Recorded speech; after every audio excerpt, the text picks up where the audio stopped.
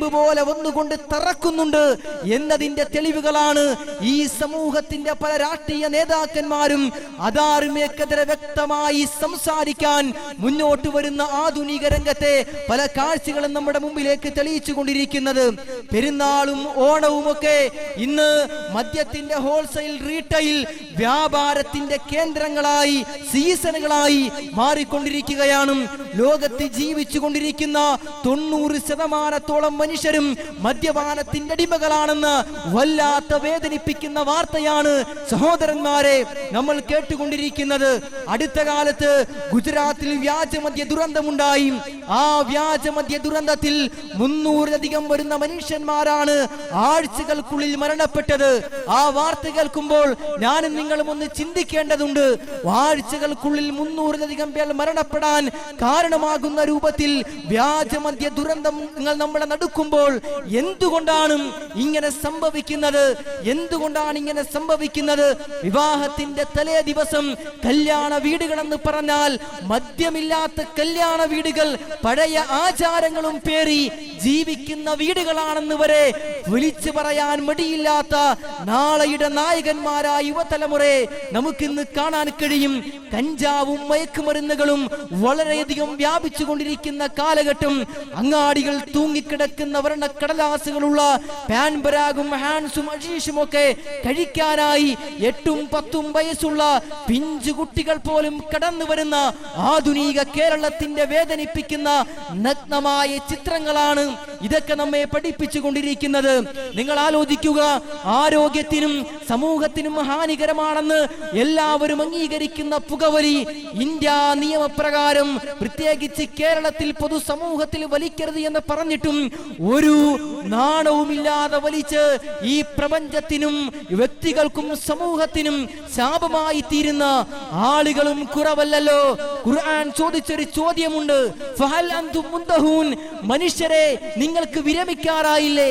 മദ്യപാനങ്ങളിൽ നിന്ന്, ലഹരി വസ്തുക്കളിൽ നിന്ന് നിങ്ങൾക്ക് വിരമിക്കാറായില്ലേ? കുല്ലു മുസ്കിരിൻ ഹറാം, കുല്ലു മുസ്കിരിൻ ഹറാം, ലഹരി ഉണ്ടാക്കുന്ന എല്ലാം നിഷിദ്ധമാണ് എന്ന് മഹാനായ പ്രവാചകന്റെ തരങ്ങളിലൂടെ ലോകത്തിന്റെ മുമ്പിലേക്ക് പഠിപ്പിച്ച യാഥാർത്ഥ്യങ്ങളാണ് സഹോദരന്മാരെ. വലാ തുൽഖൂ ബിഐദീകും ഇലാ തഹ്ലുക, നിങ്ങൾ സ്വന്തം കരങ്ങൾ കൊണ്ട് നാശത്തിലേക്ക് പോവുകയാണോ? അങ്ങനെ നാശത്തിലേക്ക് നിങ്ങൾ സ്വന്തം ശരീരത്തെ വലിച്ചെറിയല്ലേ എന്ന് ഖുർആൻ പരാമർശിച്ചു. വലാ തഖ്തുലൂ അൻഫുസകും, നിങ്ങൾ നിങ്ങളുടെ ശരീരത്തെ കൊന്നുകളയല്ലേ എന്ന് ഖുർആൻ പരാമർശിച്ചു. ഇങ്ങനെ ശക്തമായി മയക്കുമരുന്നുകൾക്കെതിരെ വളരെ അസന്നിഗ്ധമായ പ്രഖ്യാപനം നടത്തുന്ന വിശുദ്ധ ഖുർആനിന്റെ ഉത്ബോധനം, ദൈവിക ഗ്രന്ഥങ്ങളുടെ ഉത്ബോധനം സ്വീകരിക്കാൻ സമൂഹം തയ്യാറായില്ലെന്ന് മാത്രമല്ല, അഗണ്യ കോടിയിലേക്ക് വലിച്ചെറിഞ്ഞപ്പോൾ എന്താണ് സംഭവിച്ചത്? നാവിനും കരളിനും അതേപോലെ ശരീരങ്ങൾക്ക് ക്യാൻസർ ബാധിച്ച് ഹോസ്പിറ്റലുകളിൽ നിന്ന് മാറാത്ത രോഗികൾ സമൂഹത്തിലുണ്ടായി. ബുദ്ധിമാന്യം സംഭവിച്ച് മാതാപിതാക്കൾക്ക് ശാപമായി തീർന്ന സന്താനങ്ങൾ സമൂഹത്തിലുണ്ടായി. പ്രിയപ്പെട്ടവരെ, ഇങ്ങനെയാണ് മയക്കുമരുന്നുകൾ ലോകത്തിന്റെ മുമ്പിലേക്ക് സംഭാവന ചെയ്ത വേദനിപ്പിക്കുന്ന സംഭവ വികാസങ്ങൾ. ഇനി നിങ്ങൾ മനസ്സിലാക്കണം, ഇന്ന് പല ആളുകൾക്കും സമാധാനത്തോടുകൂടി കിടന്നുറങ്ങാൻ കഴിയുന്നില്ല. എന്റെ കാര്യം, ഉറങ്ങുന്ന സമയത്ത് അവന്റെ മനസ്സിലേക്ക് കടന്നു വരുന്നത് പലിശക്കാരന്റെ ബ്ലേഡ് മാഫിയുടെ ആയുധങ്ങളായിരിക്കാം അവൻ സ്വപ്നത്തിൽ കാണുന്നത്. കാരണം നിസ്സാരമായ കാര്യങ്ങൾക്ക് പോലും പലിശക്ക് പണമെടുത്തിട്ട് കേവലം പിടിച്ചു നിൽക്കാനാവാതെ വരുമ്പോൾ കേവലം 5 രൂപയുടെ വിഷക്കുപ്പിയിൽ ജീവിതം അവസാനിപ്പിക്കുന്ന, ഒരു ചാണ്ട് കയറിൽ ജീവിതം അവസാനിപ്പിക്കുന്ന ആയിരങ്ങളെ നമുക്കിന്ന് കാണാൻ കഴിയും. മനുഷ്യന്റെ ആശയെയും കീസയെയും ചൂഷണം ചെയ്യുന്ന ലോട്ടറി കച്ചവടം ഒരു സാമൂഹിക ശാപമായി തീർന്ന ഈ കാലഘട്ടം നമ്മൾ മനസ്സിലാക്കണം. അല്ലാഹു ഒരിക്കലും പലിശയെ വളർത്തുകയില്ല. ലോകത്തെ നിയന്ത്രിക്കുന്ന സമ്പാദ്യത്തിന്റെ നിയമങ്ങൾ ലോകത്തെ പഠിപ്പിച്ച ഏകനായ രക്ഷിതാവ് പലിശയെ വളർത്തില്ലെന്ന് മാത്രമല്ല, അതിനെ തകർത്തുകളയും. ഇതുൾക്കൊള്ളാൻ സമൂഹം തയ്യാറായോ? ഇല്ല, മറിച്ച് ക്യൂ നിൽക്കുകയാണ്. പല ബാങ്കുകളും ഇന്ന് പലിശയുടെ പേരിൽ ഇങ്ങനെ മത്സരിക്കുകയാണ്. സഹോദരന്മാരെ, ഇസ്ലാമിന്റെ പ്രമാണം ലോകത്തോട് പറഞ്ഞു, പലിശയുടെ ഏറ്റവും ചെറിയ ഭാഗം നിങ്ങൾക്കറിയോ? പലിശയിലെ ഏറ്റവും ചെറുത് പെറ്റ മാതാവിനെ വ്യഭിചരിക്കുന്നതിന് തുല്യമാണെന്ന് പഠിപ്പിച്ച ഇസ്ലാം ശക്തമായി പലിശക്കെതിരെ സംസാരിച്ചു. എന്നാലോ ഇന്നത് ഉൾക്കൊള്ളാൻ സമൂഹം തയ്യാറായില്ലെന്ന് മാത്രമല്ല, ടോട്ടൽ ഫോർ യു പോലെയുള്ള പല പ്രസ്ഥാനങ്ങളും പലിശ കൊണ്ട് തടിച്ച് വളർന്നു കൊഴുത്തപ്പോൾ സമൂഹം ഒരുപാട് ആശിച്ചു പോയി. എന്നാൽ ഇത് തകർന്നപ്പോൾ ഒരുപാട് ആളുകൾക്ക് ആത്മഹത്യ ചെയ്യേണ്ടി വന്നു. പലർക്കും സ്വന്തം ജീവിതം മാത്രമല്ല, തന്റെ സന്താനങ്ങളുടെ ജീവിതം പോലും ആപത്കരങ്ങളായ ചുറ്റുപാടിലേക്ക് നീങ്ങുന്നൊരവസ്ഥ കാണേണ്ടി വന്നു എന്നത് ആർക്കാണ് നിഷേധിക്കാനാവുക? എടുത്ത കാലത്ത് ലോകബാങ്ക് തകർന്ന് തരിപ്പണമായി. നാടിന്റെ നാനാഭാഗത്തും രാജ്യത്തിന്റെ എല്ലാ ഭാഗത്തും പ്രതിസന്ധിയുടെ മുൻമുളയിൽ നിന്ന് ഒരു സമയം കഴിഞ്ഞു പോയിട്ടില്ലേ? അന്ന് കേരളീയ സമൂഹം മനസ്സിലാക്കണം, കേരളക്കാരനായ മനുഷ്യൻ തന്റെ കയ്യിലുള്ള തോക്കുപയോഗിച്ച് ഭാര്യയെയും മക്കളെയും കിരാതമായി കൊലപ്പെടുത്തി. എന്റെ കാര്യം പിടിച്ചെടുക്കാൻ കഴിഞ്ഞില്ല. ഇതൊക്കെയാണ് പലിശ സമൂഹത്തിന്റെ മുമ്പിലേക്ക് സംഭാവന ചെയ്ത കാര്യം എന്ന കാര്യം പ്രിയമുള്ളവരെ നമ്മൾ അറിയണം. ഇനി റിസർവ് ബാങ്കിന് ഇന്ത്യ നിയമപ്രകാരം പലിശരഹിത ബാങ്ക് തുടങ്ങാൻ അനുവാദമില്ല. അങ്ങനെ സഹകരണ സംഘങ്ങൾക്ക് അനുവാദം കൊടുത്തപ്പോൾ പലിശയുള്ള ബാങ്ക് മാത്രം മതി എന്ന് പറഞ്ഞുകൊണ്ട് ലോകത്തിന്റെ നാനാ ഭാഗങ്ങളിലും പ്രവർത്തിച്ചു കൊണ്ടിരിക്കുന്ന, പ്രത്യേകിച്ച് ഇന്ത്യയിലുള്ള ചില വർഗീയ ശക്തികൾ കടന്നു വന്നതും നമ്മൾ ഇതിനോട് കൂട്ടി വായിക്കേണ്ട യാഥാർത്ഥ്യമാണ്. മാത്രമാണോ പണം സമ്പാദിക്കാൻ വേണ്ടി ഏതു മാർഗത്തിലും എന്തു തോന്നിയവാസവും ചെയ്യാം എന്ന രൂപത്തിലേക്ക് നമ്മുടെ സമൂഹം മാറിയില്ലേ?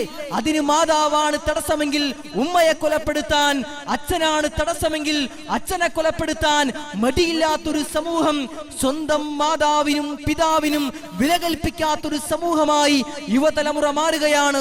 ഞാൻ ഇന്നും ഓർക്കുന്നു, പെരിന്തൽമണ്ണ എന്ന് പറയുന്ന പ്രദേശം 3 മക്കളെ പിതാവിന്റെ സാന്നിധ്യത്തിൽ ഒരു പിതാവിന്റെ സാന്നിധ്യം അറിയിക്കാതെ വളർത്തി വലുതാക്കുന്ന ഒരു മാതാവിന്റെ വേദന എന്താണ്, കഷ്ടപ്പാടെന്താണ്? വളർന്നു വലുതായ ഈ 3 മക്കൾ, 2 ആളുകൾക്ക് ജോലി ലഭിച്ചു, 3ാമത്തെ കുട്ടിക്ക് ജോലിയില്ല. അവനോടൊരു മനുഷ്യൻ പറഞ്ഞു, നിന്റെ മാതാവ് ഗവൺമെന്റ് ഉദ്യോഗസ്ഥയല്ലേ, അവരെ കൊലപ്പെടുത്തിയാൽ ആ പോസ്റ്റിലേക്ക് നിനക്ക് കയറാം. മറിച്ചൊന്നും ആലോചിക്കാതെ ഉറങ്ങിക്കിടക്കുന്ന മാതാവിന്റെ മുറിയിലേക്ക് കടന്നു ചെന്ന് തലയിണി കൊണ്ടമർത്തി ക്രൂരമായി കൊലപ്പെടുത്തുന്ന രംഗമാണ് കേരളത്തിന്റെ ചരിത്രം സാക്ഷ്യം വഹിച്ചത്. സഹോദരന്മാരെ, ഇതാണ് സാമ്പത്തിക രംഗത്തെ മനുഷ്യന്റെ ലീലാവിലാസങ്ങളെന്ന് പറയാതിരിക്കാൻ നമുക്ക് കഴിയില്ലല്ലോ. ഈ അടുത്ത കാലത്ത് കാരണവർ വധവുമായി ബന്ധപ്പെട്ട ഷെറിൻ എന്ന് പറയുന്ന യുവതിയുടെ ചരിത്രം വായിച്ച് കരഞ്ഞവരുണ്ട്, പ്രയാസപ്പെട്ടവരുണ്ട്. നിർദ്ധരായ കുടുംബത്തിൽ നിന്ന് തന്റെ മകനെ സംരക്ഷിക്കാൻ വേണ്ടി കൈപിടിച്ചാനയിച്ച് നല്ലൊരു കുടുംബത്തിലേക്ക് വിവാഹം കഴിപ്പിച്ച് കൊണ്ടുവന്നപ്പോൾ ആ ഭർത്താവിന്റെ പിതാവിന്റെ വില മനസ്സിലാക്കാതെ ലാപ്ടോപ്പിൽ നിന്ന് തനിക്കുള്ള അനന്തരാവകാശ സ്വത്ത് മാറ്റിയെന്ന കാരണത്താൽ വാർഡ് ഗുണ്ടകളെ വിളിപ്പിച്ച് ഉറങ്ങുന്ന മുറിയിലേക്ക് കടന്നു ചെന്നിട്ട് കിരാതമായി കൊലപ്പെടുത്താൻ മാത്രം കേരളത്തിൽ ജീവിക്കുന്ന ഒരു പെൺകുട്ടിക്ക് ഇങ്ങനെ കഴിഞ്ഞത് അസാംസ്കാരിക മാർഗത്തിലൂടെ പണം സമ്പാദിക്കാനുള്ള വ്യഗ്രതയാണെന്നതിൽ സംശയമില്ല. നിങ്ങൾക്കറിയോ, ലണ്ടനിലെ ഏറ്റവും വലിയ ശാസ്ത്രജ്ഞയാണ്, സയന്റിസ്റ്റാണ് ബ്രൂക്ക് മാക്ഡാൻഡി എന്ന് പറയുന്ന സ്ത്രീ. അവരുടെ ജീവിതത്തെ കുറിച്ച് എടുത്ത കാലത്തൊരു ലേഖനം പ്രത്യക്ഷപ്പെട്ടു, ഒരു ബുക്ക് പ്രത്യക്ഷപ്പെട്ടു. വളരെയധികം ഡിമാൻഡോടുകൂടി ആ പുസ്തകം വാങ്ങുകയാണ്. എന്നിട്ടോ ആ പുസ്തകത്തിന്റെ പരാമർശം, എന്റെ ജീവിതത്തിലെ 2 മേഖലകളിലൂടെയാണ് ഞാൻ കടന്നുപോയത്. ഒന്ന് ലോകമറിയുന്ന ശാസ്ത്രജ്ഞ, രണ്ടാമത്തേത് ഇരുളിന്റെ മറവിൽ ആളുകൾക്ക് ശരീരം വിറ്റ് ഒരു ദിവസത്തിന് 300 പൗണ്ടോളം കൂലി വാങ്ങുന്ന ഒരു വേശ്യയുടെ ചിത്രം ലോക പ്രതിഷ്ഠയായ ഒരു ശാസ്ത്രജ്ഞ തുറന്ന് പ്രഖ്യാപിക്കുമ്പോൾ അതും തന്റെ ജീവിതം കൊണ്ട്.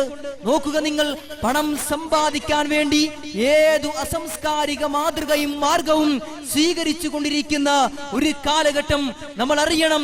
ഇന്ന് കച്ചവട രംഗം എന്നുള്ളത് കേവലം കോമാളിത്തരത്തിന്റെയും അതേപോലെ തട്ടിപ്പിന്റെയും വെട്ടിപ്പിന്റെയും പൂഴ്ത്തിവെപ്പിന്റെയും ഭാഗമായി മാറിയിരിക്കുകയാണ്.